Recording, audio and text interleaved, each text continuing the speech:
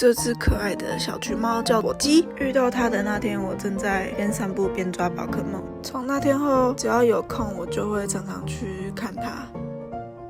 就在1个月后的某天，就把它抓回家了。后来带它去做基本健康检查，是个5个月大的小女生。在带去看医生之前，我一直以为它是个小男生，结果它竟然是女生。火鸡它刚来的时候虽然很胆小，但是它都不会凶人，也不会咬人。要帮它洗澡，它也不会叫，也不会乱跑。在火鸡跟茶茶每天朝夕相处后，火鸡有越来越不怕人，也开始会跟茶茶一起玩，甚至可以跟我一起玩逗猫棒。茶茶很喜欢火鸡，但火鸡有喜欢它吗？我觉得没有。